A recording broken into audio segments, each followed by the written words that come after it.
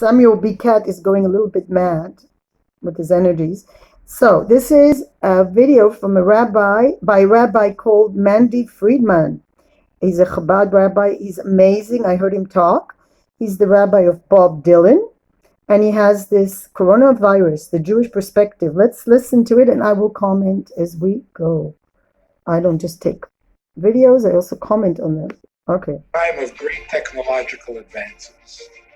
We live in a time where we believe almost blindly, almost religiously, in the powers of science and scientists, That's true. experts, doctors, and yet we are suddenly finding ourselves without a solution, without a clue. We don't know what we're dealing with. We don't know how to respond. We don't know how to control it. We don't even know what it is. Exactly. And it's very good for the soul to be reminded that we have not mastered the universe. That's true. We have not conquered nature. We still have a long way to go. Maybe we shouldn't conquer nature. Now, there are people who actually say, why would God allow such a virus? Okay, let's leave this question now. First of all, about conquering nature. I don't think we should conquer nature. I think we should live in harmony with nature.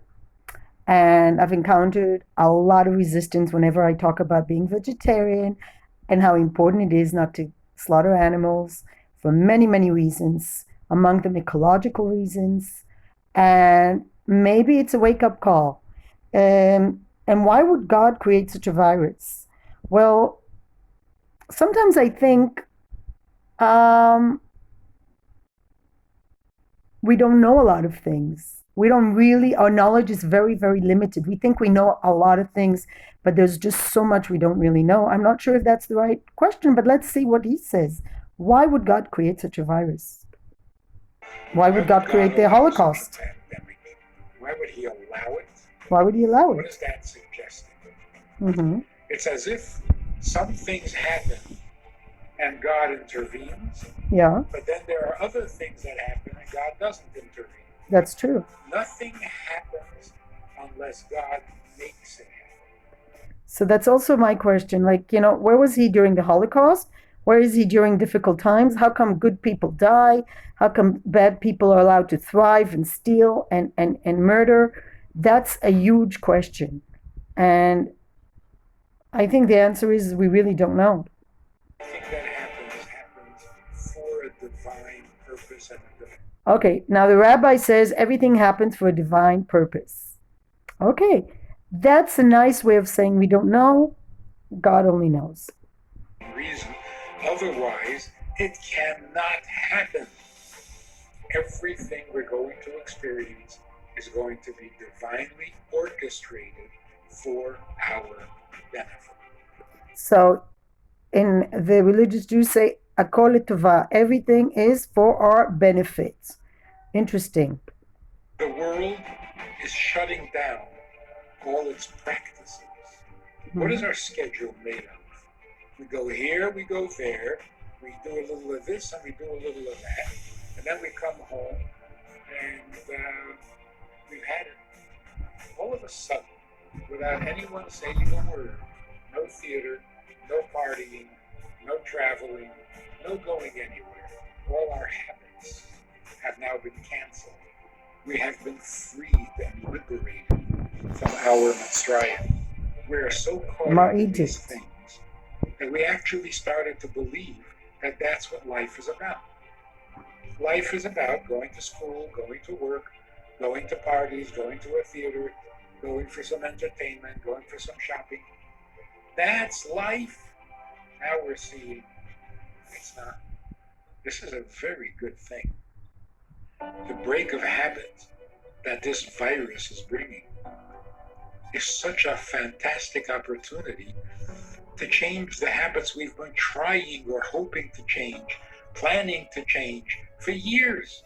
But, an hour goes by, a week goes by, a month goes by, and you haven't changed it. Yeah. May I intervene in the great rabbi's words? And also, which habits do we have that are good? I'm sure there are good habits like yoga practice. I'm now practicing yoga every single day with the online Shivananda. You can do it in other places. You can do online exercise classes.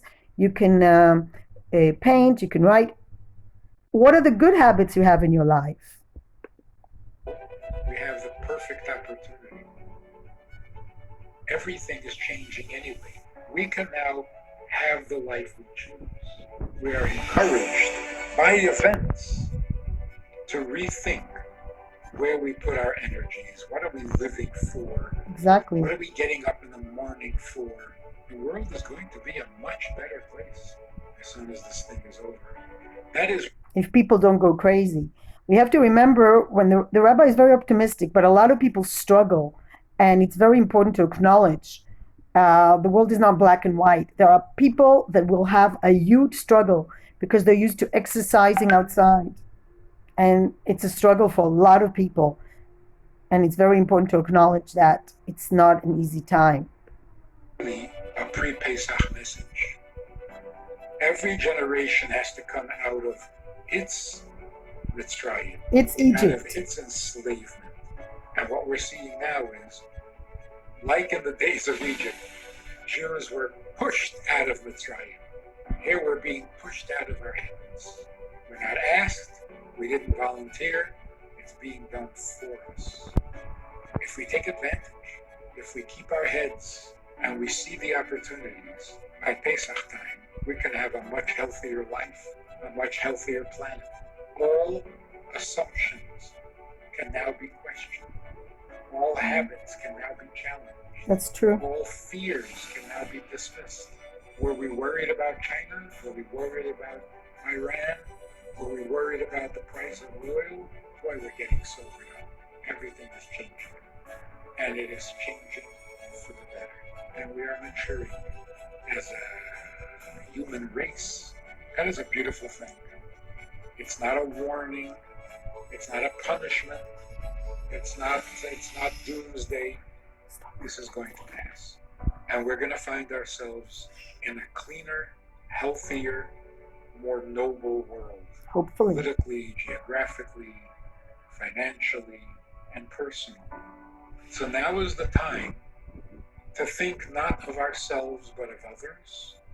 We have to become more alive, more enthusiastic about our mission and our purpose. We're going to do mitzvahs we've never done before because we're going to have more time. We're going to be home. We're going to become better mothers, better fathers, better husbands, and better wives because we have no choice. Got no place to go. And some of us may struggle, so it's a process. But let's be optimistic.